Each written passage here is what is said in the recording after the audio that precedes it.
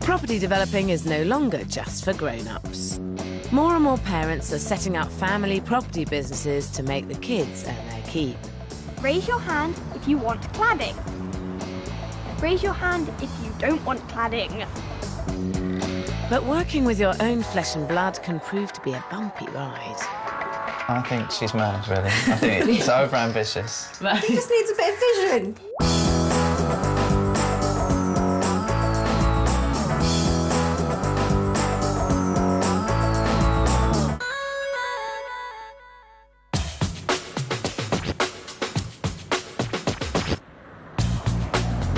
Over the country, parents are struggling to meet the soaring costs of university. Tonight, I meet two families who think that property development might be the answer to their problems. In Hertford, mature art student Karen Murphy reckons that this tiny Victorian cottage is the perfect gap year project for her 18-year-old son, Ben. Karen is project managing, and with all the profits going to his college fund, she's enlisted Ben as labourer. I gave him the whole summer holidays to be lazy, but now he's got to do something. I don't think I'm lazy. I think I'm motivationally challenged.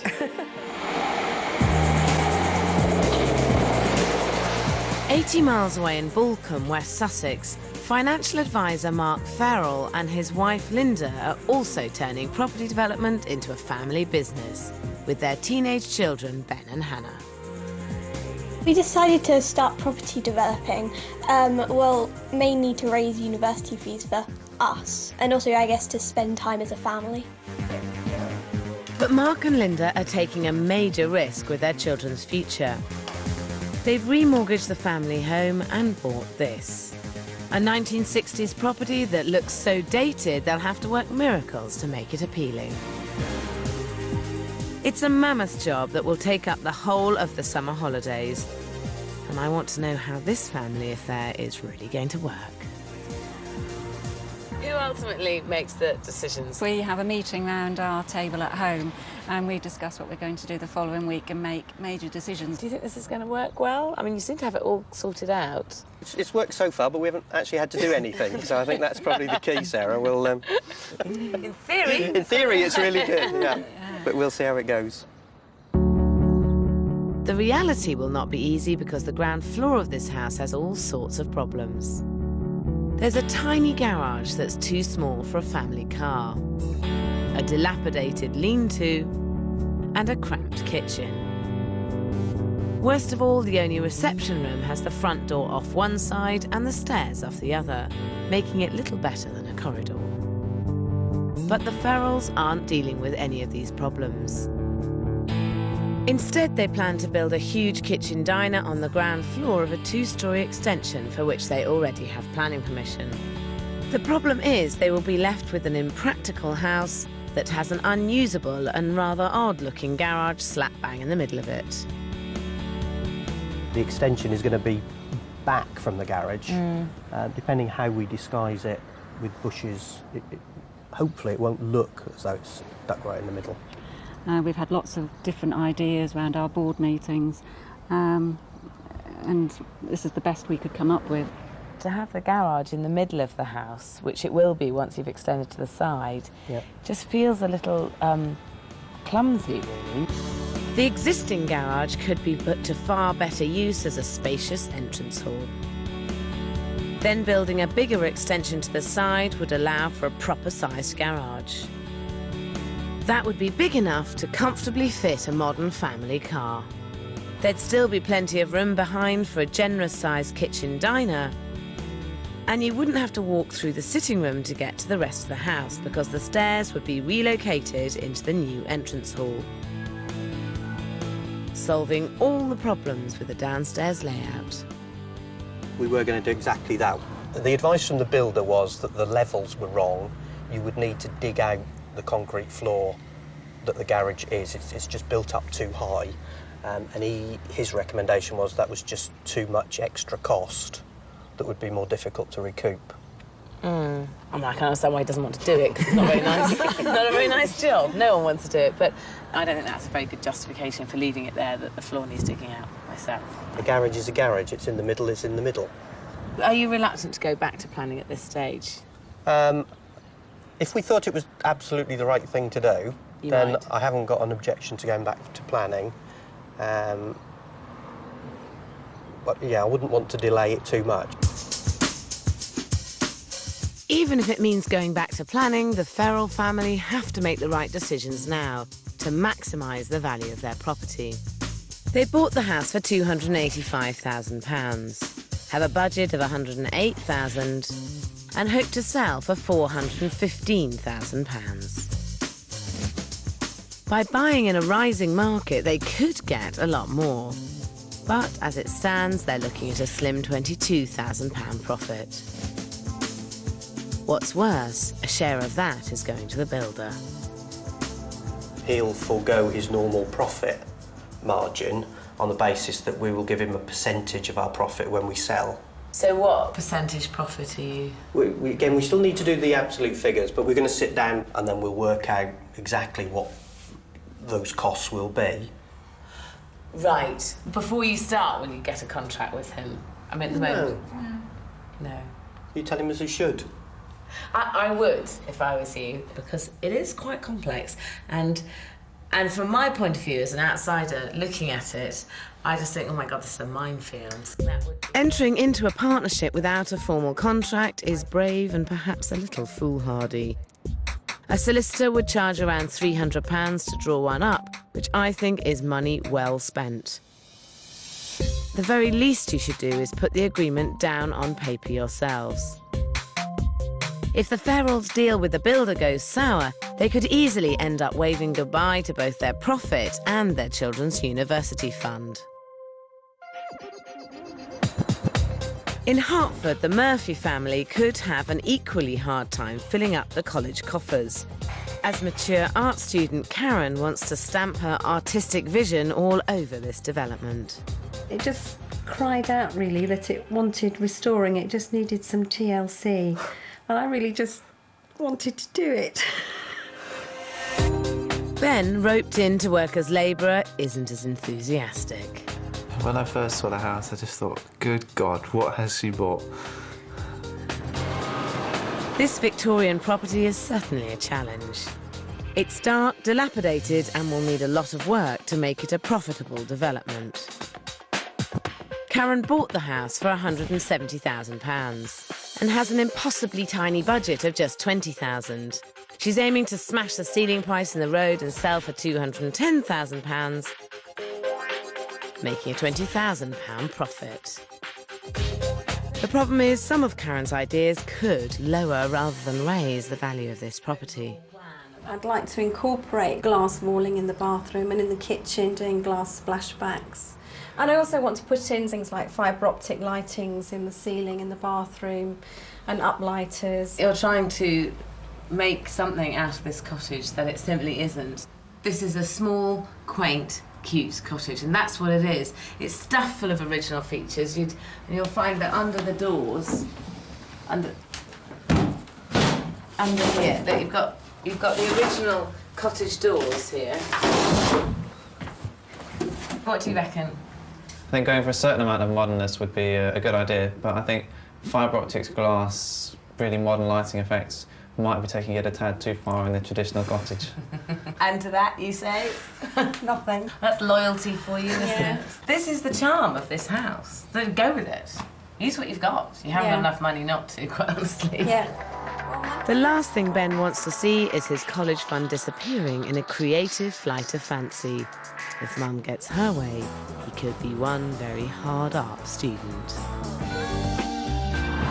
In Hertford, Karen Murphy is planning to turn property development into a family business with her 18-year-old son, Ben. She's hoping they'll make £20,000 from this Victorian terraced house to pay for Ben's way through university. It's a tiny, worn-out property, and 6'4" Ben is having a hard time seeing its potential. So you're doing all the labouring on this site, and you can't even stand up? Yeah, it's going to be a fun build. Do you think this is a wise plan? I think she's mad, really. I think it's over-ambitious. Right. He just needs a bit of vision. The problem is Karen's vision is so individual, it may well put off a lot of buyers. She's determined to use the property to showcase her own artwork, and her plans for the layout are just as singular. There are 2 double bedrooms upstairs, which Karen plans to leave as they are. Downstairs there's a lounge, a kitchen, and the property's only bathroom. Here, Karen wants to relocate the kitchen to an unorthodox location at the front of the house. She then plans to move the lounge to the back, building out into the courtyard with a costly glass-walled extension. These plans are unnecessary and, on their minuscule £20,000 budget, complete fantasy. I think with the amount of money you've got, you want to keep it as simple as possible, this. But I'm not sure what you're achieving by doing all of this work. My rationale for putting the kitchen into the front room is because of the noise from the road, really. Ben, do you agree with your mum? Well, I personally don't really like the idea of putting the kitchen in the front room. I think I'm a traditional at heart. I would much rather walk into a sitting room than a kitchen. I think you won't be alone in not wanting to walk off the street into the kitchen. I think there's a much better solution. You know, there is one thing that, if you do it, it will really sell this house, and it's going to make the most that you possibly can on the development, and that is to get a bathroom upstairs. And I think you can do it, and I think you can get a bathroom in this room. There's enough room in this back bedroom to build an all-important upstairs bathroom, still leaving a second bedroom that's large enough to take a small double bed. This would also free up room downstairs to create a much-needed extra living space off the kitchen without the need to pay for a costly extension. My concern is that I'd be taking away from this good-sized double bedroom. But it's still not a bad size, and I think it will make a massive impact. There's a lot of people who won't buy a house if the bedrooms and the bathroom aren't on the same floor. Right. It does take away my wonderful wow factor that I was going to put in my bathroom downstairs, though. Oh no, did you have a wow factor in mind? What was that? Well, what I'd planned to do down there was to have a whole glass wall all the way round. I'm not convinced that you should be using this house as a showcase for kind of creative flares here and there. So maybe it's not a bad thing to move the bathroom up here. Karen needs a complete rethink. If she doesn't, Ben could end up without a single penny for university. In Balcombe, it's week 1 of the Farrell family's development, and work is underway to build the foundations for their massive extension on the side of the property. I think they should make their extension even bigger to accommodate a proper-sized garage as well as their proposed kitchen diner. But the Farrells are digging their heels in. We decided not to move the garage because we didn't want to wait for planning, which would then delay us another 8 weeks and actually incur more mortgage costs. They're fixed on leaving the garage right in the middle of the property. But it's the perfect spot for an impressive entrance hall. It would give this house the facelift it so badly needs and provide a new location for those awkward stairs in the lounge. What's more, this garage is simply too small to be practical. And so I've come along with 3 different sized cars for a bit of an experiment. I can't believe that a builder would put a house up that doesn't fit a normal sized car. Have you tried getting a car in it? I think a car will go in it. You reckon? Yeah. Gonna open it up then.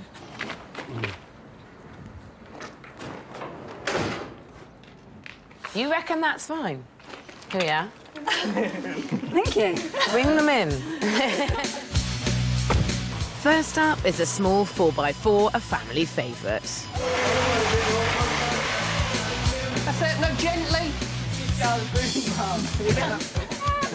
I'm not convinced that climbing out of the boot is an acceptable way to enter your vehicle. Next is the typical family saloon. I do intend to get out.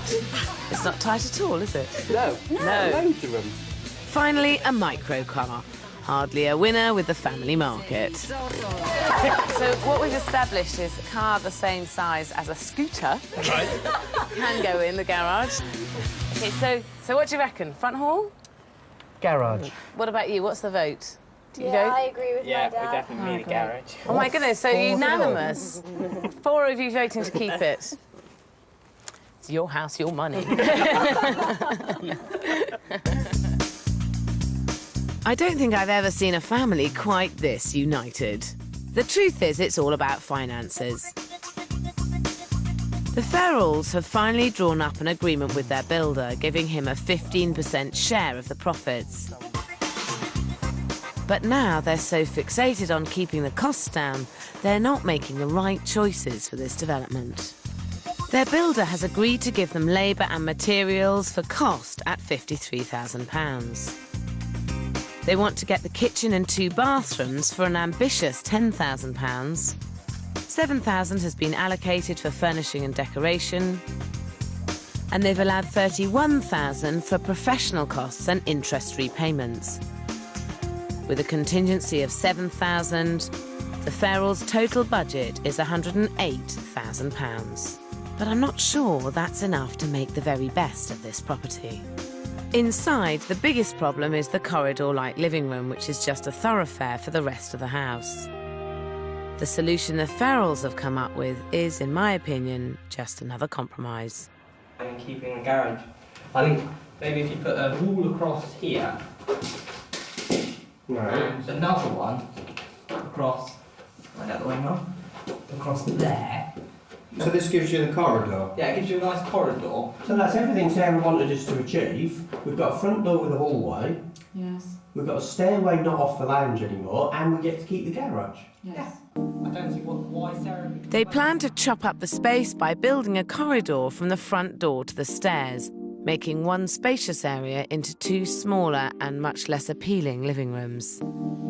The Ferrells are in danger of selling themselves and their university fund seriously short. In Hertford, the Murphy family are 2 weeks into their development. They've decided not to move the kitchen to the front of the house, but they're sticking to their guns over the bathroom. I think it's a bit much hassle to move it upstairs because it's all plumbed in downstairs already. We've only got one toilet. It doesn't really matter where it is. The problem is, it will matter to most people. Karen and Ben won't get their ambitious £210,000 asking price without moving the bathroom. Not having a bathroom downstairs and having it upstairs is going to change this house from being an OK layout to a really good layout, and it'll make it stand out from all the other houses on the street. Would you rather have an upstairs bathroom? I personally am not. It doesn't bother me. So it wouldn't bother you climbing up and down these tiny little stairs. And if you had somebody staying who wanted to go to bed early and you were still wanting to be up, they'd have to come downstairs in their dressing gown into the bathroom here. Then they'd have to be saying hello to all the guests going upstairs, all banging their head on the way, coming back down. I mean, it's a really impractical layout. Bear in mind the fringe benefit of having the bathroom upstairs, that you end up with a really nice space down here, which will work perfectly for your potential market. Great. It's a make or break decision, and 2 days later the Murphys have made up their minds. I've decided that I'm definitely going to go with her plan, move the bathroom upstairs and to make the downstairs bathroom into the dining room. I've had some really good ideas and really turn it into a really sexy little bathroom. A great decision, and while I hope Karen doesn't get too carried away with her designs, it's great to see her so keen about the project. Which is more than can be said for Ben. I would have liked him to be much more enthusiastic and wanting to get really involved, but he's rather too fond of his bed at the moment. I don't think there was ever really a chance of me being on site for 8 o'clock in the morning. No, I've left school now. I'm quite happy to never get up at 7 o'clock again. Ben's not on site very often, and I suspect he isn't taking his labouring role too seriously, judging by his footwear. My shoes are filled with stuff now. Ben, I'll go and get your trainers.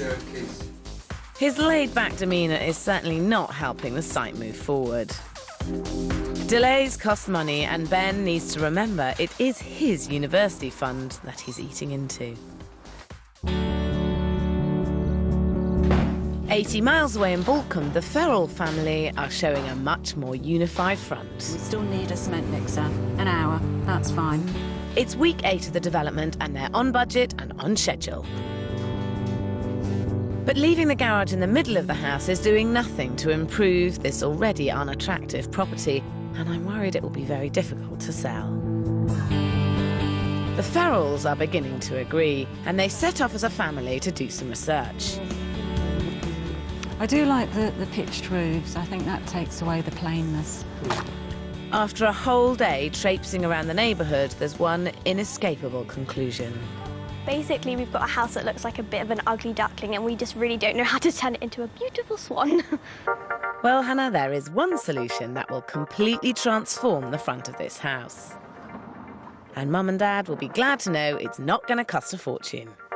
What I'm suggesting is that you use some kind of wooden cladding. Now, I've got various examples here. This is a painted cladding. This is a larch cladding. This is thermo wood. But my favourite would be this cedar cladding here. If you can imagine this cladding along the top where the tiles are, and if you change the garage door, you could really transform this place. What do you reckon? I like the idea. I like the thermo wood, how it overlaps, but I like the colour of the cedar. What do you two reckon? I don't like it. What do you reckon, Ben? I'm not so sure. I think maybe it could grow on me. It's just a bit different. Shed-like. The advantage with cladding is that it's cheap to do, it's easy to do, and your end result is going to be a more saleable house. Timber cladding is a popular choice for contemporary building. You can create a dramatic design with an affordable price tag. At around £25 per square metre, it's half the cost of more traditional clay tiles. You can tailor the wood to suit your style, although the rich colour of cedar is a popular choice. It's a good option for the Farrells and could transform their mundane property into an eye-catching contemporary home. In Hertford, making any kind of decision about the development is the last thing on Ben's mind. He seriously needs to get stuck into this project, and I've decided to intervene. For today at least, Ben will be my apprentice. I gather you've been doing quite a lot of this in your sandals, so I bought you a present. The biggest boots in the universe. I am very impressed that you managed to find a pair of those. So today, you're going to help me and we're going to wire this room. So get your boots on and let's get cracking. The back box has to be 600 off the finished floor level, but measure it off the joist so that it's exact, because the courses of brick aren't necessarily level.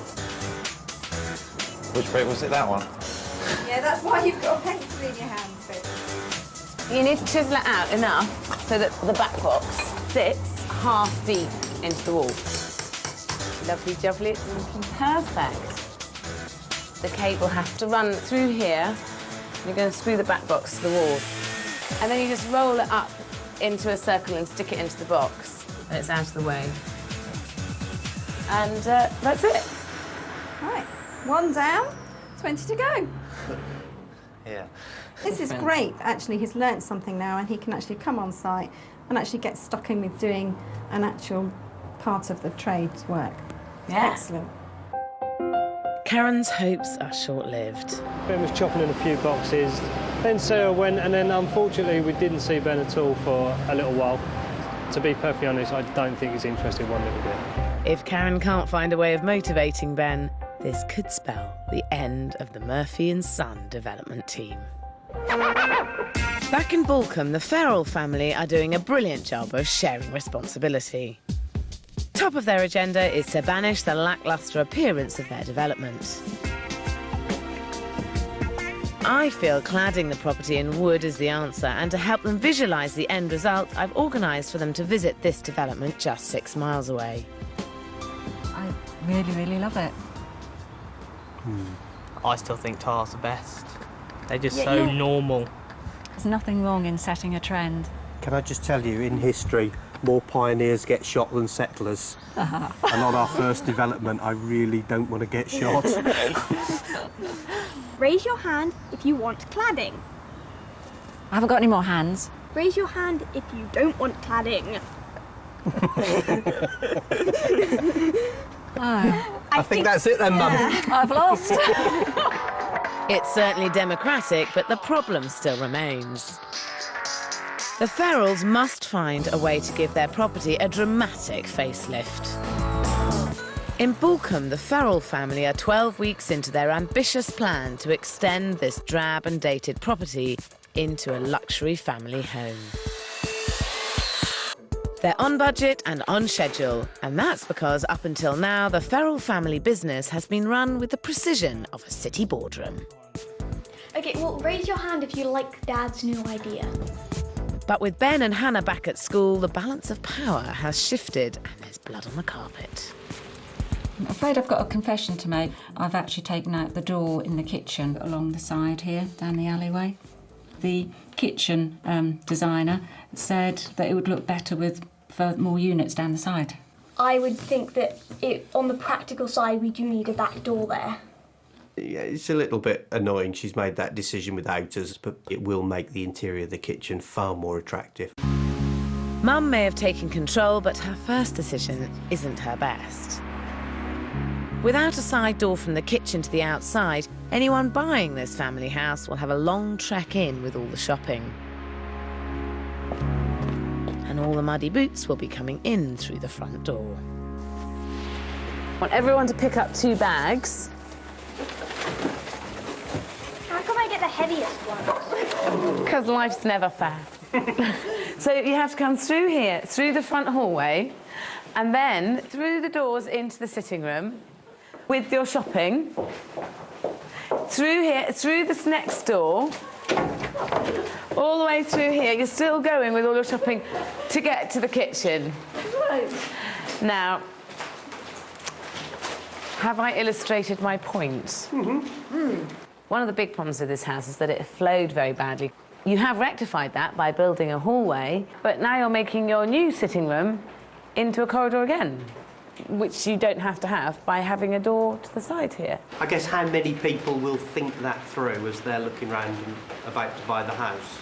I'd have thought any family would think that through really pretty hard. I also am not convinced that it's going to look worse with a door. To come in here and see the kitchen as we've got it designed, I think it will look a much better kitchen without a door in it. So what do you feel? I say Mum's in charge. I'm not getting into it. Compromising the entire ground floor layout for the sake of a few extra kitchen units is absolute madness. But Mum and Dad's decision is final. In Hertford, the Murphy family are 7 weeks into their 12-week development. Labourer Ben is as reluctant as ever. I'm quite happy to have as little input as possible, just do what I'm told to do and then be done with it. It's his university fund at stake, and now more than ever, Ben needs to be involved in his mum's decisions.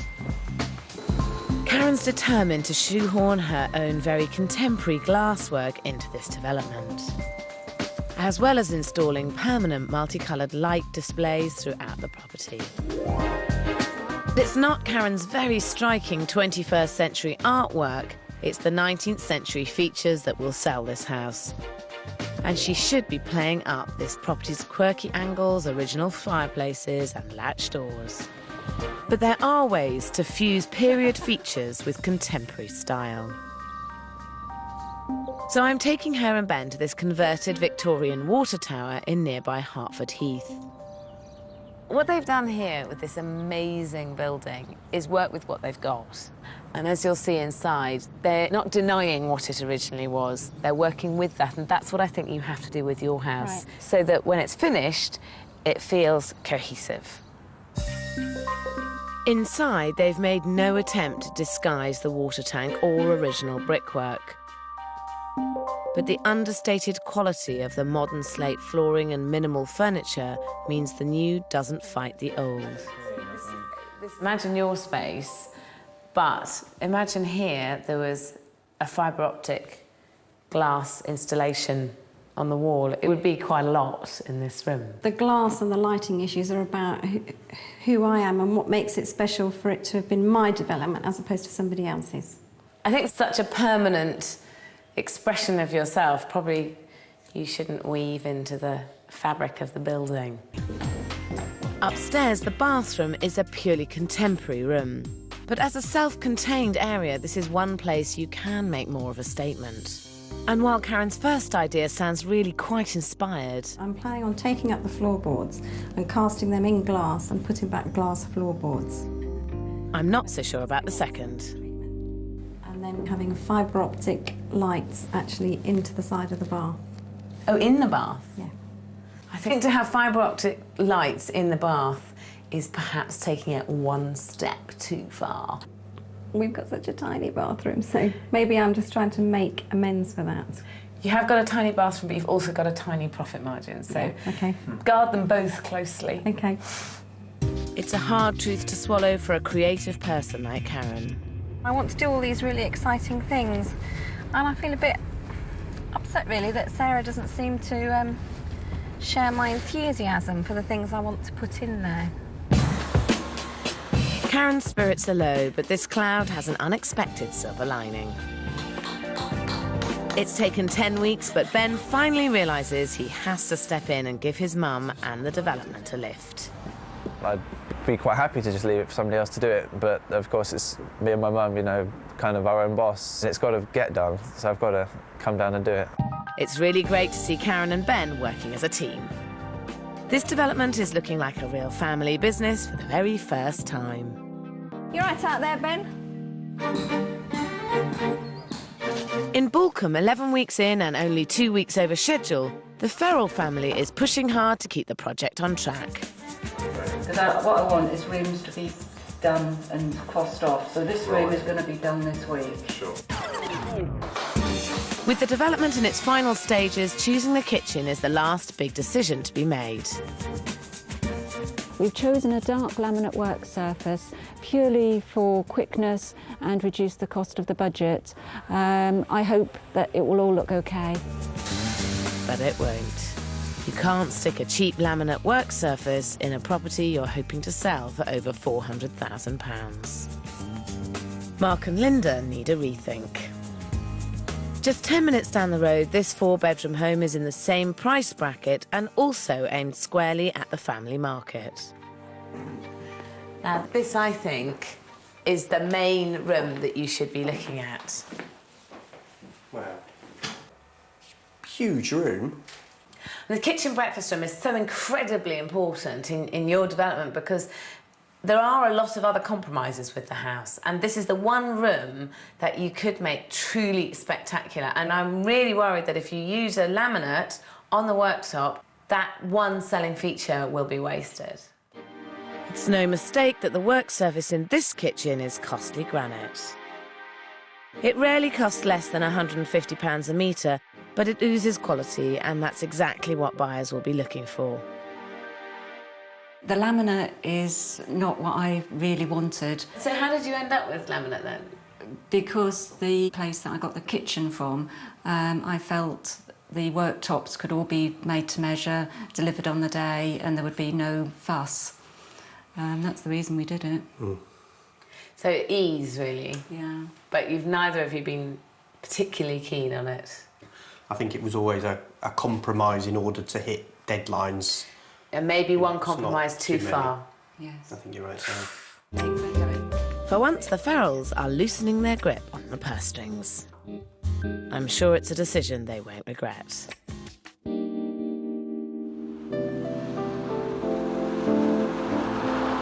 In Hertford, 12 weeks after they set out, the Murphy family have come to the end of their development.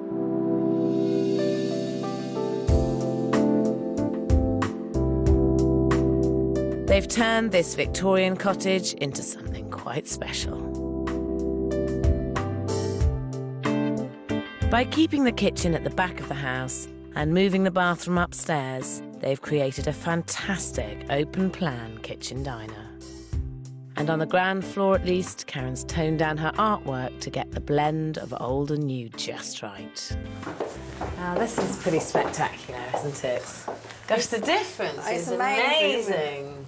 And notice that you didn't go with the fibre optic option in the end. Yes, I thought long and hard about what you'd said, actually, and I thought, let's go for something a bit more calming and restful in the space. It's not that often that I go into houses and think, oh gosh, I could live here, and this is one that I just think, oh, I'd quite like to live here. This would be really nice. Thank you. Lovely. They've made the very best of upstairs as well. Pinching space from the second bedroom and creating a bathroom up here has really hauled the property into the 21st century. But there might be one area it's been hauled a bit too far. I give you the floorboards. I think they look great. But I've got to say, I think the fibre optics in the bath is one step too far. And if I was looking around this house, I'd think I've got to replace the bath. Oh, I really love it. I think this is my... Having a bath is my one time when I actually get to calm down, relax and unwind, and I think I'd love to just lie in there and be bathed in that lovely... Yellow water. tranquil colour. But it's only one small flaw in an otherwise spectacular development. The question is, how much did all of this end up eating into Ben's college fund? You originally planned to spend 20,000, didn't you? Yes, we have spent 34,000. Gosh, a lot more than you originally planned. Although I actually think that the 20,000 was completely unrealistic and 34 was just sensible. You always wanted to smash the ceiling price in the area, which is closer to about 200,000. You've actually spent 204,000, so you're going to have to smash a ceiling price unless you want to make a loss. How much do you think it's worth now? I'm just hoping that that it is 210,000. I think it's worth a bit more now. 220, I'd Reckon? guess, yeah. Well, I hope so, but... If they did sell for £220,000, Ben would have £16,000 to take off to university. So what do the agents think? Kept the actual character of the property, but within a modern twist with the contemporary fireplace and the oak flooring. It's a really clever use of space. By maximising sort of the ground floor accommodation, they have really maximised the price itself of the property. Bit of a personal touch with the glass-tiled floor and the fibre optics in the bath. Great fun, but doesn't really add value. I value this property at £210,000. I would value this property at £215,000. We've had two agents in and they valued it at £210,000 and £215,000. Not as good as I'd hoped. If you sold at the lowest figure, you'd make a £6,000 profit. If you'd sold at the highest figure, you'd make an £11,000 profit. That's fine. It's just such a relief that we haven't made... Yeah. No, I was hoping for 210, so that's fine. At least we haven't made a loss. I don't think you should be too despondent. You've done such a great job that I think that you've got a very good chance of getting more than the agents suggested. Yeah, look, if you've got a nice little pot of money, whatever it is to go off to university with, that's got to be good, especially with having developed a skill base as well. Yep. You can go off and do your own development in Swansea now. That's Do you think you will? Not a chance. It turns out that the buyers were prepared to pay well over the asking price for this development. Karen and Ben sold it for £240,000, making Ben an amazing £36,000 to take to university. Lucky boy. In Balcombe, it's the last push to get this property finished and on the market, and the Ferrells are brimming with confidence. You were hoping to get £415,000. How much do you think it now is worth? 470 to me would be absolutely realistic. In Balcombe, West Sussex, 17 weeks after they started, the Ferrell family's development is finally finished. This modest three-bedroom house has been transformed into a substantial family home. I personally still have a problem with the way this property looks. The garage is an eyesore and their choice of red tiles for the front of this house is drearily suburban. It's a different house altogether now, isn't it? Nice garage, though, isn't it? It is a nice garage, but it is still in the middle, and let's just hope that whoever buys the house doesn't have a 4x4. I see the cladding ideas disappeared altogether. You've got to admit the tiles do look a lot better than the cladding would have. No, that's what I'm not admitting to. In fact, that kind of seemed to be a bit of a feral family trait, didn't it? You would have a chat, I'd suggest something, you'd go away, you'd think about it, and then you'd do something completely different to what you were going to do or I suggested. Inside is unrecognisable.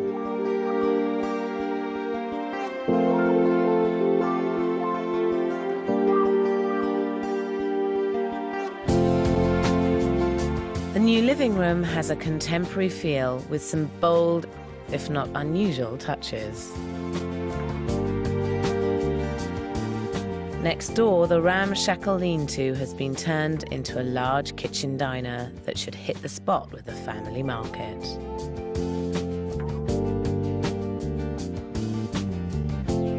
I'm really glad to see that you upped the specification of the worktop. This is a fantastic room and a massive success. It just has all come together really, really well. Though there is one big flaw. Without a separate side entrance, it's a long way from the front of the house to the kitchen. I would put money on the fact that if you came back to this house in 5 years, someone will have put a door there, because it would really annoy them that they have to either come through the house or they'll pass all their shopping through the window, which would be really annoying. Kitchen door aside, this extension is a valuable addition to the property. Upstairs, they've built a master suite, which adds a touch of luxury to this family home. The Ferrells have added a huge amount of space to this development. The question is, did they manage to stick to their £108,000 budget? So how much did you end up spending in the end? It's worked out at £118,000.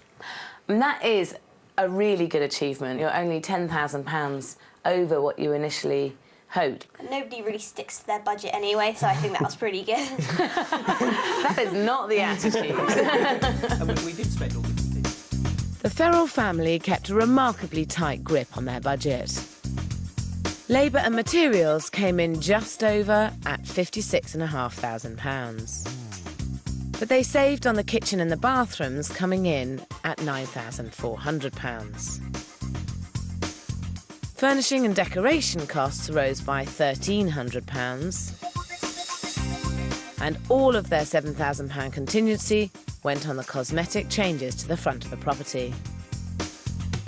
Professional costs and interest repayments went from £31,000 to £37,100, meaning the Ferrells' final budget rose from £108,000 to £118,300.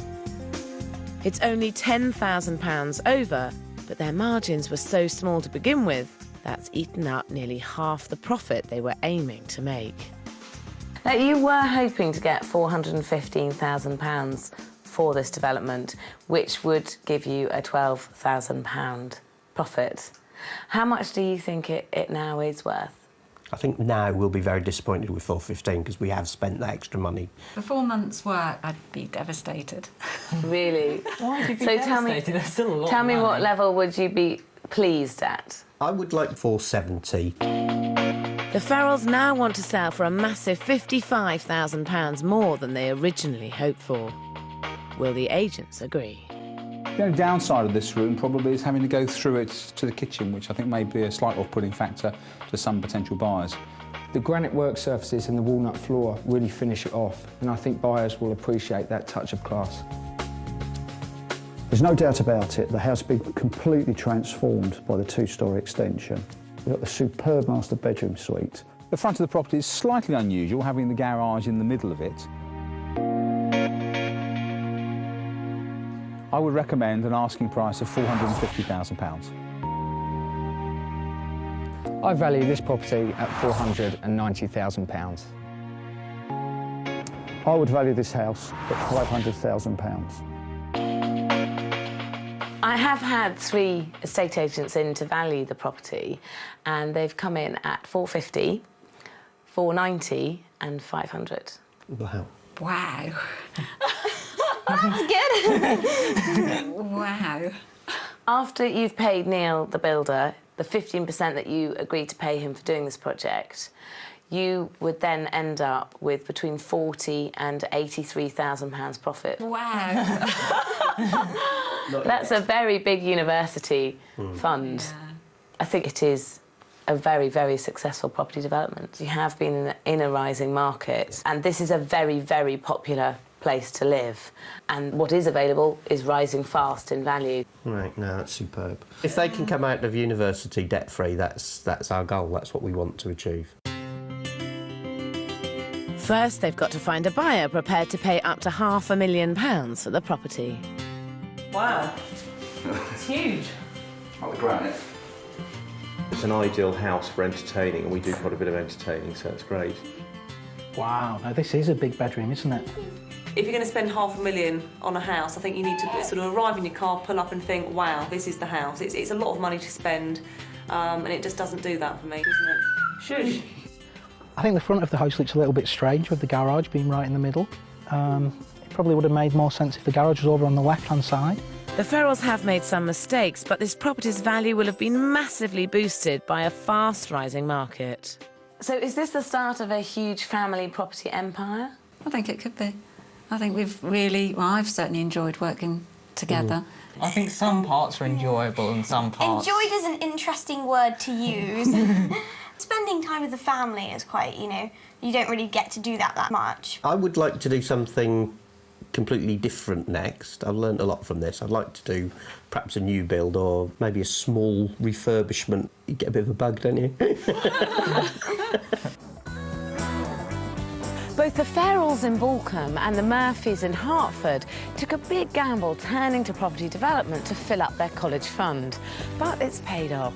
The children are well on their way to getting through university without mountainous student debt. And these days, that is a rare privilege indeed.